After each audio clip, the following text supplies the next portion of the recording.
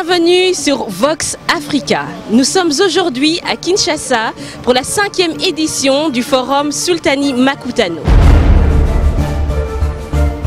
Booster la croissance et la compétitivité en RDC, leviers innovants, telle est la thématique de la 5e édition du forum Sultani Makutano qui a ouvert ses portes ce vendredi 6 septembre.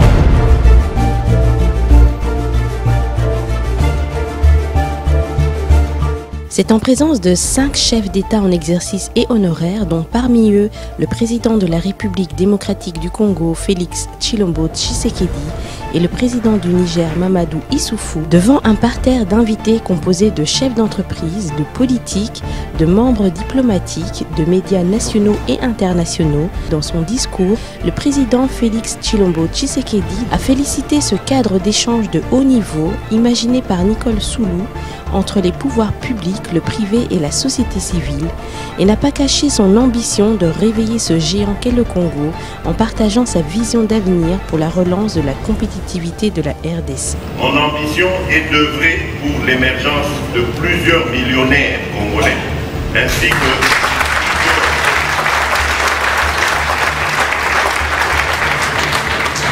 que plusieurs essaims de PME et de PMI à travers le pays qui vont créer de l'emploi.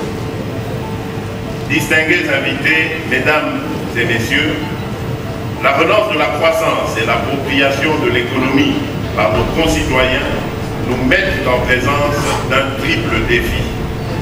Celui des capacités, du financement et surtout de la volonté politique d'œuvrer pour l'intérêt de la nation dans un monde ouvert. Anthony Kinzo, directeur général de l'Agence nationale pour la promotion des investissements, n'a cessé de marteler qu'en parlant d'investir en République démocratique du Congo, il fallait en finir avec les clichés. Quelle est l'image de la RDC à l'extérieur? Que dit-on que nous sommes? Nous assistons donc à une caricature, probablement une perception.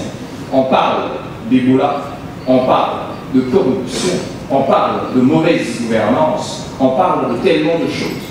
Je voudrais dire à ces personnes, nous avons ici 4 chefs d'État qui sont arrivés de plusieurs horizons. Le passeport congolais ne devrait-il pas à nouveau être respecté? Nous parlons aujourd'hui de croissance. Nous parlons aujourd'hui de leviers innovants pour booster cette croissance et la compétitivité de la RDC. Oui, il nous en faut. Et pour ce faire, il en découle donc un ferme engagement et de la responsabilité de tous, du premier au dernier citoyen, de s'appliquer, d'y travailler et de travailler sans relâche à bâtir une image positive de la RDC. Un pays aux multiples opportunités d'affaires, où les investisseurs, tant domestiques qu'étrangers, peuvent s'y établir et exercer leurs activités en toute liberté, dans la sécurité juridique et judiciaire.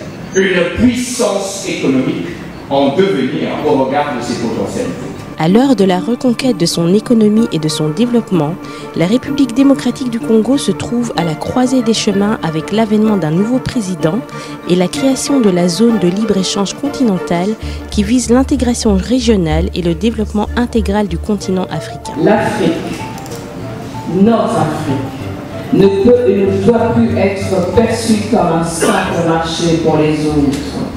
Il est grand temps qu'elle se diversifie et se valorise pour jouer un rôle majeur à l'échelle du monde. Et il semble évident que cela ne se fera pas sans le Congo, au vu de son potentiel et de sa situation géostratégique au cœur du continent. Nous sommes donc particulièrement fiers de cette dynamique que nous avons impulsée entre Congolais résonne aujourd'hui un peu partout en Afrique et fiers aussi de penser qu'avec d'autres réseaux amis, nous mettons en œuvre le projet panafricain des Kwame Nkrumah, Thomas Sankara, Patrice Emery Lumumba, Léopold Sédar Senghor, Jomo Kenyatta ou Nelson Mandela pour une Afrique en mouvement, unie et solidaire. Ce Sultani Makutano offre un espace qui permet aux chefs d'entreprise africains de se parler, de se faire confiance, de créer des synergies, de mutualiser leurs atouts respectifs pour rendre nos entreprises compétitives, pérennes et résistantes aux chocs exogènes. Le réseau se positionne également comme plateforme de réflexion et d'échange sur les causes de la fragilité de notre système économique et social. Il se veut force de proposition pour tracer les schémas à mettre en musique dans le but de s'approprier individuellement et collectivement les rênes de notre économie détenue à ce jour par d'autres.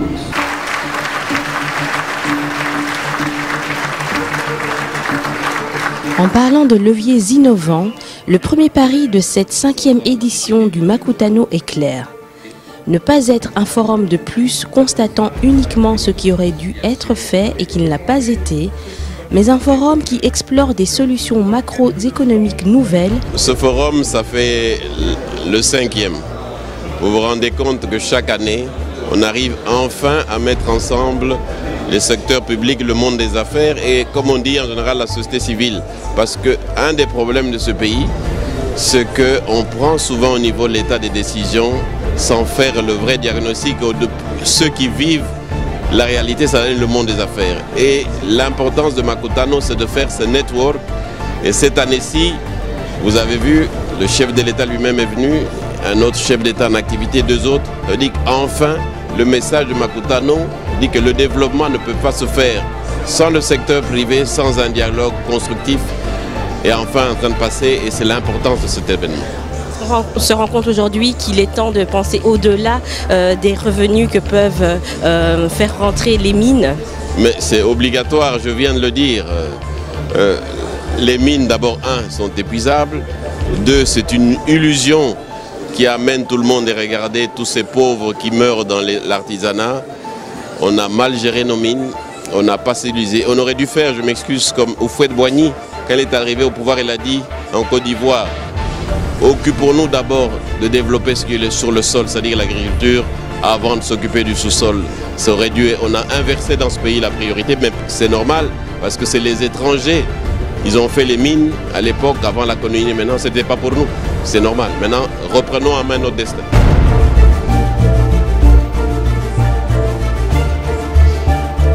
On parle à longueur de forum du potentiel formidable dont regorge l'Afrique, du potentiel formidable dont regorge le Congo ici présent. Mais que fait-on de tout ce potentiel ?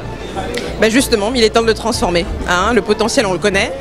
On sait précisément que nos sous-sols, notamment là, on est en RDC, regorgent de matières premières de qualité. C'est des sols qui sont extrêmement riches, qu'on nous envie, qui suscitent aussi pas mal de conflits et de problématiques.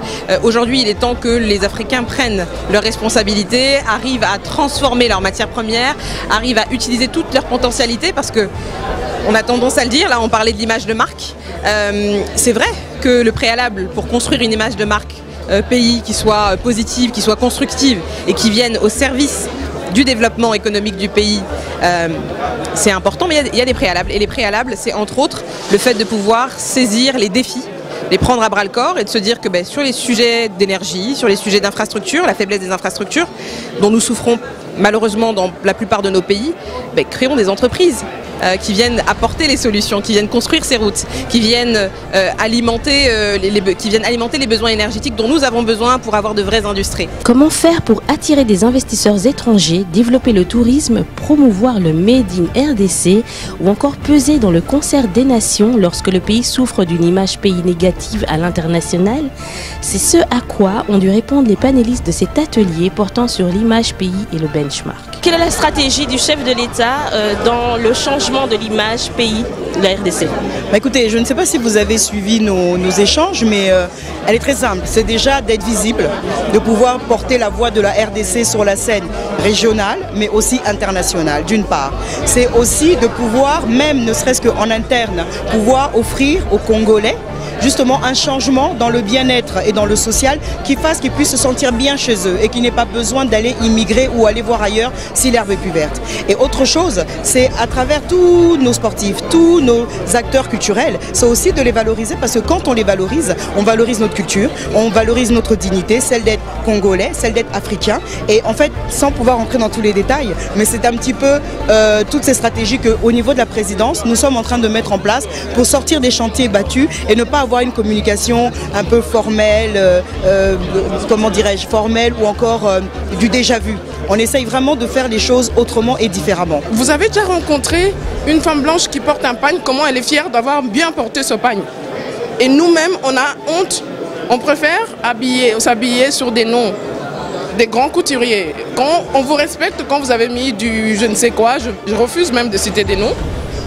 Mais si vous mettez juste un pagne, des fois on vous regarde de haut parce que vous avez porté un pagne, parce que vous avez porté ce magnifique collier. On risque de vous traiter... Vous savez, un jour j'ai mis ça, on m'a dit Karaba. On vous traite de tous les noms en fait. Aujourd'hui, il y a eu Beyoncé ou je ne sais qui d'autre qui a porté. On s'est rendu compte que Rihanna a porté un pagne. Moi aussi je peux porter un pagne avec une chemise. Mais pourquoi? Il faut qu'eux le fassent pour que nous le voyions. L'Afrique doit se prendre en main, c'est-à-dire ne plus attendre que les autres parlent d'elle, mais parler d'elle-même. Je veux dire, on ne peut pas mieux parler de soi, on ne peut pas laisser quelqu'un d'autre parler de nous. Nous sommes les principaux acteurs, dont nous devons parler de nous, montrer nos atouts et en finir avec les complexes. Mais utiliser nos propres médias. Ne plus se tourner vers des médias qui n'ont rien à faire de nous et qui sont là pour ramasser de l'argent, comme je le dis. Il faut tout simplement qu'on parle de nous. Et personne d'autre ne doit le faire à notre place. On parle du potentiel humain dont regorge la RDC, donc des jeunes et des femmes. Comment sont-ils mis à contribution, oui, pour pouvoir servir cette image pays? Alors déjà, ils sont mis à contribution parce que le chef de l'État, je ne sais pas si vous avez remarqué, le gouvernement qui vient d'être mis en place a quand même presque 20% de représentation féminine, ce qui ne s'est jamais vu en RDC. Au-delà de la représentation, maintenant, si vous rentrez à l'intérieur même des différents postes que ces femmes occupent, vous verrez que pour la première fois, le ministère du genre a été élevé au ministère d'État. Donc c'est pour vous dire déjà la prise en considération du chef de l'État par rapport à ces questions de femmes. Et moi-même qui vous parle, je suis une femme et je suis sa directrice de communication, mais je ne suis pas la seule au niveau de son équipe. Nous sommes plusieurs. C'est pour vous dire que cette politique ou cette dynamique, que ce soit pour les femmes ou pour les jeunes, il ne faut pas seulement dire, il faut faire. Et c'est ce qu'il est en train de faire. En ce qui concerne les jeunes, il a voulu qu'il y ait un ministère de la formation professionnelle. Parce qu'on s'est bien rendu compte justement qu'investir dans l'homme, c'est la chose la plus importante. Parce qu'aujourd'hui, c'est le capital humain qui détermine tout le reste. Et que la formation, mais aussi l'éducation, mais aussi l'encadrement au niveau des structures étatiques de ce que nous, en tant que Congolais, nous pouvons attendre d'un État, c'est-à-dire la paix, c'est-à-dire la justice, c'est-à-dire la liberté d'expression. Mais tout ça, c'est ce qu'on est en train de faire et ça va profiter aussi bien aux femmes qu'aux jeunes. Je pense que pendant 60 ans, on a trop laissé les politiques et on a trop parlé de politique. Les politiques doivent comprendre que tout est lié aujourd'hui. Que plus l'image du continent est bien, mieux ils se portent. Moins ils sont ridicules et plus ils sont respectés. Alors à partir du moment où vous voulez être bien perçu, vous devez écarter un peu les débats politiques pour vous concentrer sur les débats économiques et montrer les atouts que vous avez. Or jusqu'à maintenant, on est dans la réaction plutôt que dans l'action. On réagit quand on nous attaque. Peut-être on doit construire sa respectabilité et les politiques doivent construire cette respectabilité. L'une des richesses de la République démocratique du Congo, c'est son capital humain. Aujourd'hui, la République démocratique du Congo figure parmi les pays à faible revenu ayant une mortalité maternelle et infantile très élevée, cela s'expliquant par différents facteurs comme la faiblesse des mécanismes d'assurance et de mutualisation, ainsi que par une offre de santé déficitaire. Il est donc primordial qu'une synergie entre les acteurs privés et l'État s'établisse pour renforcer la couverture de la population. L'État ne sait pas tout faire. L'État a besoin de partenaires privés. Parce que tout d'abord, que nous, dans le privé, nous avons l'expertise. Dans le privé, nous avons l'investissement dans la technologie. Parce que la santé, au XXIe siècle, c'est beaucoup de technologie.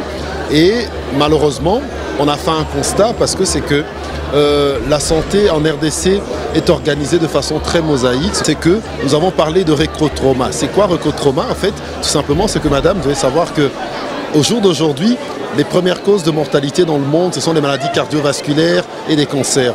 Mais en RDC, d'ici 10 ans, la première cause, ça sera un accident. C'est-à-dire qu'un accident de la route, un accident de voie publique.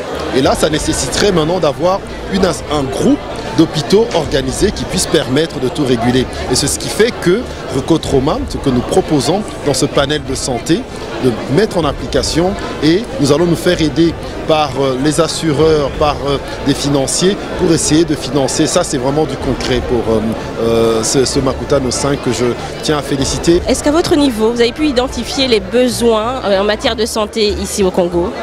Oui, effectivement. Par rapport au Congo, je pense qu'il faut d'abord commencer par les basiques. Donc il faut revoir un peu la formation parce qu'on se rend compte qu'il y a beaucoup à faire à ce niveau-là. La science évolue, le Congo doit évoluer aussi en matière de sciences.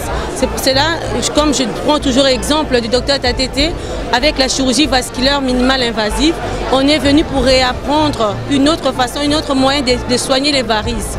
Donc je pense qu'il faut du renouveau parce que la science évolue. Et ça peut être possible que si la diaspora, les gens qui ont été formés ailleurs, reviennent pour former les personnels qui sont restés sur place. La question de la santé est une question économique et financière et pas uniquement sociale. D'abord être patriote, d'accord? Et voir les problèmes de santé comme un problème multisectoriel. Ça signifie qu'il faut des routes par exemple, qu'il faut la bonne gouvernance, il faut produire en Afrique, il faut produire dans les pays. Il faut donc des bonnes écoles pour ça, des ingénieurs demain, que nos scanners, pourquoi pas, avec tout ce que nous avons comme, disons, ressources, pourquoi nous ne pourrions pas produire ce dont nous avons besoin pour les utiliser dans le système de santé. C'est un appel à chaque citoyen, à chaque Africain, ici nous sommes au Congo, à chaque Congolais de pouvoir faire quelque chose dans son secteur pour arriver à ce que ce dont on a besoin puisse être disponible. L'école surtout, la formation et la bonne formation en matière de santé, nos universités pour produire des bons médecins, des bonnes infirmières, des kinés, etc. Nos physiciens médicaux. Donc il faut tout cela que nous mettions un cap sur une bonne formation de tout ce qui y entre en jeu pour pouvoir en fait produire des soins et des soins de qualité.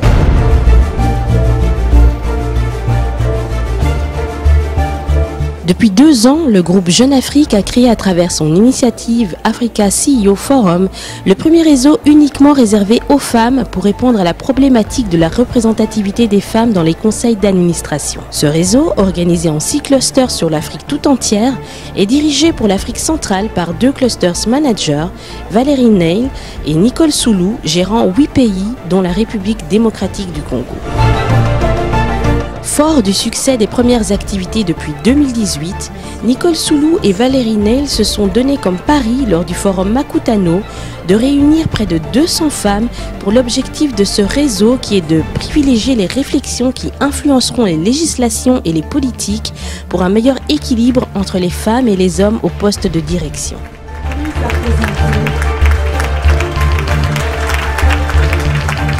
C'est dans une salle en pleine effervescence, galvanisée par la présence de la présidente honoraire du Libéria, Ellen Johnson Sirleaf, dont le parcours et la ténacité en font un exemple de leadership, que se sont exprimés tour à tour la première dame Denise Nyakeru Tshisekedi, la présidente de l'Assemblée nationale Janine Mabunda et la philanthrope Noéla Koursaris. Je suis venue pas seulement pour partager mon message de Malaika, je suis venue supporter Makutano. Je pense que c'est très important que nous tous en tant qu'Africains et Congolais, on se supporte, on s'élève, on s'aide. Et pour moi, c'est un honneur d'être ici, de voir autant de personnes qui sont venues du monde entier et des personnes qui vivent au Congo, qui connaissent la réalité, qui connaissent les solutions du pays et qu'on puisse échanger et apprendre. En étant ici, j'apprends tous les jours. Et avant tout, c'est d'élever Makutano, c'est pas Malaika. Pour moi, je suis venue en tant qu'observateur et aussi de venir parler. Et Makutano, 5 years, congratulations Makutano et Nicole. Ce moment uniquement réservé aux femmes fut également l'occasion pour Raïssa Malou, physicienne et initiatrice de la Semaine de la Science, d'annoncer le lancement des premières bourses de recherche dans les STEM pour des femmes. L'autre chose dont je suis particulièrement fière, c'est cette annonce de la bourse des recherches pour les femmes dans les STEM, donc sciences, technologie, ingénierie et mathématiques, qui est une bourse Sultani Makutano et Investing in People ASBL.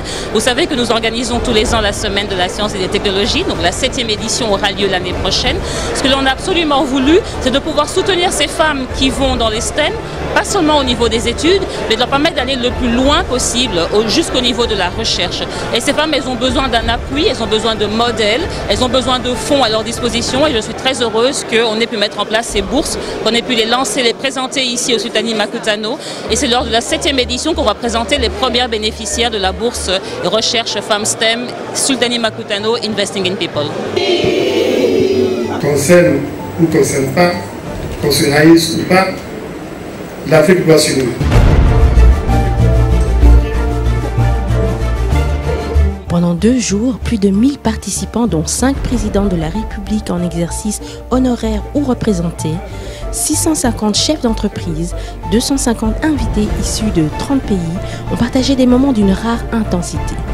Et ce, sans compter les 350 participants du Sultani Makutano Foyof qui s'est tenu en parallèle de la 2e journée.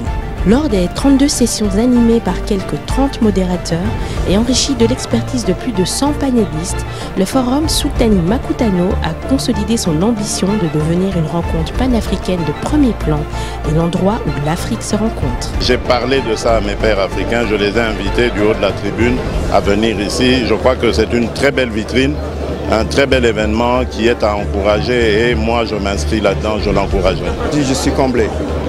Je suis comblé d'avoir écouté la jeunesse congolaise. Je suis comblé d'avoir écouté la femme congolaise. Je suis comblé d'avoir écouté le président congolais. Et cela me donne la conviction, comme celle du président Macky Sall, que quelque chose est en train de bouger en Afrique. L'Afrique est en train de vouloir gagner son pari pour l'émergence. Ces genres de forums doivent être multipliés dans presque tous les pays africains. Et puis commencer à mettre en avant d'autres valeurs économiques de nos différents pays. Parce que je l'ai dit, un pays comme la RDC est connu pour le minier. Aujourd'hui, on parle de l'agriculture. Donc un pays comme la Côte d'Ivoire qui est connu de l'agriculture doit organiser des forums sur le minier, doit organiser des forums sur d'autres types d'économies pour que nos pays africains puissent rentrer dans une diversification. Et c'est quand nous offrons des opportunités de diversification, c'est seulement comme ça que les investisseurs viendront vers nos différents pays. Parce qu'un investisseur ne vient pas sur un terrain qui est déjà saturé, mais vient vers de nouvelles opportunités. On vient de Kigali. Vu que le Makutano c'est un événement totalement au secteur privé, une dynamique, un réseau d'affaires des opérateurs du secteur privé, c'est une dynamique que nous avons compris qui peut aller dans le sens de donner un boost aussi à la dynamique de la ZLECA, comme les chefs d'État viennent de le dire, parce que la ZLECA, c'est une initiative à la base politique, mais qui, en s'appuyant avec les mécanismes des opérateurs du secteur privé, peut amener des bénéfices énormes pour le développement de l'Afrique, un développement intégral, un développement participatif et inclusif. Et nous, en tant qu'Africains, en tant qu'amoureux de l'Afrique, on pense que le moment est venu pour nous d'arriver à des nouvelles dynamiques. Ce qu'on attend de ce forum, c'est que comme les gens se rencontrent ici, les investisseurs, les dirigeants politiques, les Africains,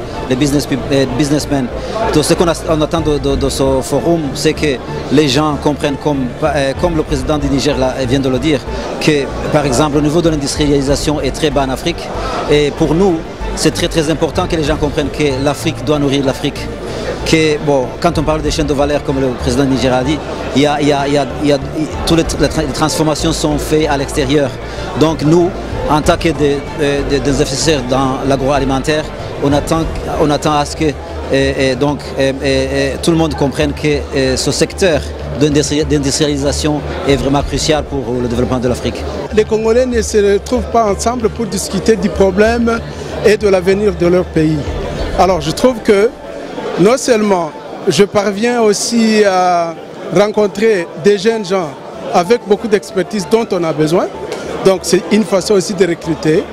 De deux, on rencontre des gens qui seraient probablement dans l'avenir des investisseurs dans notre société. Et donc, le forum est très important pour nous de pouvoir communiquer et partager les expériences. Cette année, une place plus grande encore était laissée à la jeunesse pour s'exprimer, pour échanger et pour apprendre de leurs aînés à travers la journée Makutano Foyof qui s'est déroulée en parallèle de la deuxième journée du Makutano. Une journée ponctuée de panels et de discussions, de sessions de networking, sans oublier de ponts faits avec le Makutano 5. Linda Kabombo, l'une des organisatrices de cette journée, nous en dit plus. Au sein de Makutano pour jeunes, on a essayé aussi de répondre aux questions que tous ces jeunes se posaient sur Makutano. C'est quoi l'initiative de Makutano? Donc Makutano pour jeunes est juste venu créer le pont entre les jeunes entrepreneurs et les CEO de Makutano. C'est très important pour moi de rencontrer le gouverneur de la Banque centrale, les différents ministres que je peux atteindre directement, tous les autres bailleurs de fonds que je peux atteindre directement. C'est déjà d'abord un grand avantage pour le réseautage. Ensuite, c'est finalement écouter pour de vrai le président parler de ses intentions en termes de soutien aux jeunes entrepreneurs et voir dans quelle mesure également inciter certaines réactions ou certaines orientations par rapport à nous, les jeunes entrepreneurs. La soirée de gala est une tradition qui d'année en année devient l'un des points de mire de l'événement avec la vision de l'Afrique de demain de Nicole Soulou. Une soirée haute en couleurs, ponctuée par des prestations d'artistes congolais, mais également ivoiriens comme les humoristes Michel Gouhou et Dikbe Cravate, venus tout droit d'Abidjan.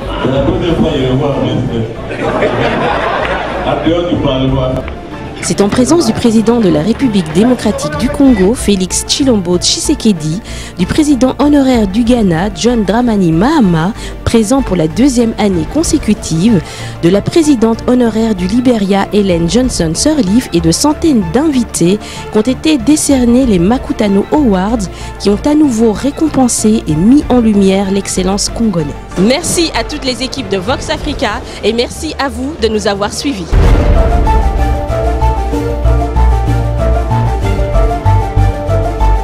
C'est une fierté. Je suis comblé. C'est une réappropriation collective. Il ne faut pas seulement dire, il faut faire. Un travail de nous tous en tant qu'Africains. À Kigali, de la Côte d'Ivoire, notre Afrique, montrer nos atouts. C'est un honneur d'être ici. Nous, dans le privé, nous avons l'expertise. Le développement ne peut pas se faire sans le secteur privé. Que le Congo s'éveillera, l'Afrique prospérera.